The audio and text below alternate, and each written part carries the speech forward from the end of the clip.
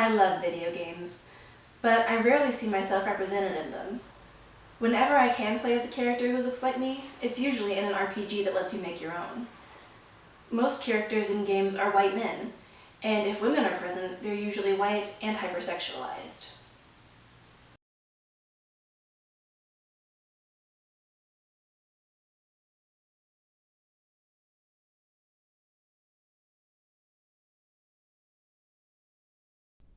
I remember the first time I played The Legend of Zelda: The Wind Waker. It was also the first time I had ever seen a person like me in a video game. Tetra was a young pirate with beautiful brown skin. I was overjoyed to meet her, but I wasn't sure why. Later on, the game reveals that Tetra is actually Princess Zelda. Zelda had always been my favorite character, and now, I thought, she would be a little brown girl, just like me. But when the light faded, Tetra was gone, and the Zelda I knew stood in her place, with her long pink dress and stark white skin. Though I recognized her, I no longer knew how to feel about her. The message I received as a brown girl who loved this game and these characters was, "We know that you're here, but we do not value you. We can put you in this world, but we will keep you at a comfortable distance. You cannot be the princess." That experience was my wake-up call. With my eyes wide open, I started to notice more problems in games. Women were scarce and often had unrealistic, overly sexual bodies when they were present.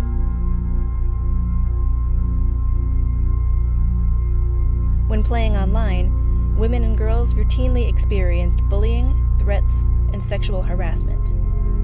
Shut the fuck up, girl, before I put my dick in your mouth. Is that another fucking nigger? I'm gonna kill your black asses. Get the fuck out of here, slut.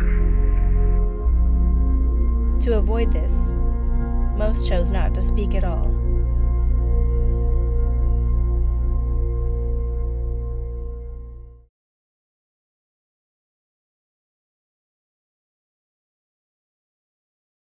I've been to some video game conventions and some video game themed bars and fantasy bars, but generally I feel as if they're behind the curve in the areas of acceptance, getting rid of stereotypes and inclusion. And when I'm around other gamers, I am made hyper aware of my race, and I feel as if they don't know how to talk to me or how to treat me. And furthermore, when I'm around them, I feel as if I'm less of a gamer, but more like an NPC that none of them know how to interact with. I kept playing, and over the years, I started to define my identity as a gamer. To me, it just meant enjoying video games. But to others, it was more genetic. Many men believed that women who play games are fake geeks who just want attention.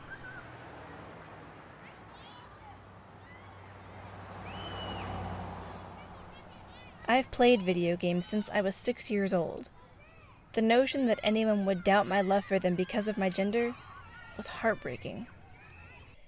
It made me wonder how much had really changed since my childhood. It had been years. The world had moved on, I thought. Surely things would be different this time. Shut up, you fucking bitch! They weren't. Dude, I bet this whore's ugly as hell. Nah, she sounds hot, aren't you, babe? Fuck you, nigger!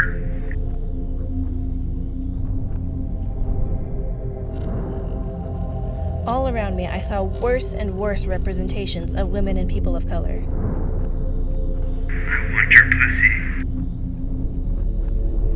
After I kill you, I'm gonna rape your body. In video games, being of color meant being stereotyped, You sound like a dirty Mexican.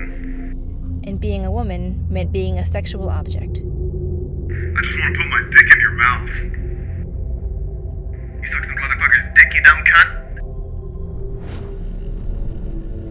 Being either of these meant being a target of violence. Fucking hate niggers.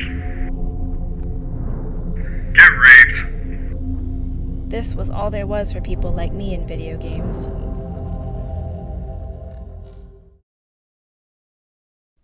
But it didn't stop there.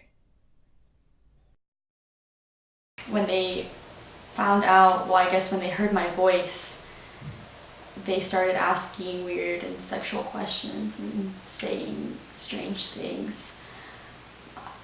I left the party and they somehow tracked me down and started sending me pictures in the mail. And they threatened to rape and kill me. One of the men said he was part of the KKK and that he had hated Latinos and Hispanics and Mexicans.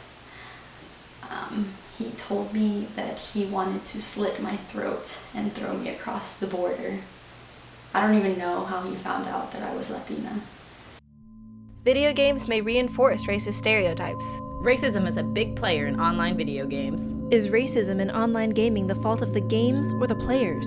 Video games promote racist thoughts and behavior. Video games' race problem goes all the way to the top. Serious racism allegations leveled at video game developer. Sexual harassment drives women away from online games, not trash talk. Rape and death threats are common. Rape and death threats are terrorizing female gamers. Gamergate leads to death threats against women in the gaming industry. Is Gamergate about media ethics or harassing women? This female game developer was harassed so severely, she had to leave her home. Game developer Brianna Wu flees home after death threats. Trolls drive Anita Sarkeesian out of her house to prove misogyny doesn't exist. If you have any kids, they're dead. FBI working with Game Developer Association to combat online harassment. FBI's Gamergate file says prosecutors declined to charge men believed to have sent death threats, even when they confessed on video. What better way to pacify you than by burning your faces off with high-ordnance explosives? A laugh as rivers of feminist blood flow through the room. Despite getting the confession on video, the FBI is satisfied with his apology. He confesses that he created an email address for the purpose of sending threats. The suspect appears to have claimed the threats were a joke, and then the case was dropped. The FBI had not moved against them. Death threats were still being phoned to one victim. Please help us.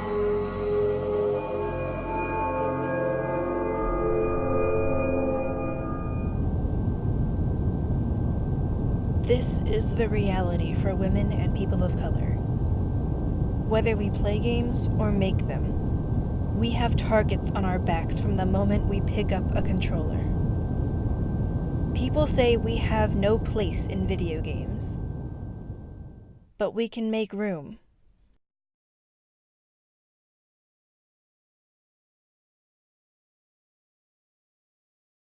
If we could get more representation from people who actually know what it's like to be a part of the groups that they're writing about, or at least more in-depth research and have input from affiliated persons, that would go so far into giving us our dignity in the video game community. People would learn about cultures and communities and have a newfound appreciation for things that they didn't before. They would start seeing each other as individuals with feelings and their own shared experiences. And that's just a start. Representation in video games has been improving slowly but surely. In the last few years, games like Mirror's Edge, FIFA 17, Resident Evil, and Assassin's Creed Liberation have challenged the notion of what the main character in a video game could look like. As players, we must be louder than the voices that spread hate. We need to stand up for each other online and in the real world until we make our own space within the gaming world, and we must push developers to expand their horizons. That's why I have decided to become a game designer. I'm going to make the games I needed to see when I was a little girl. The kind that I believe will enrich the lives of little boys and grown men and women as well. Through games, I will show the world that although we are different, we are capable of empathy. What will you do?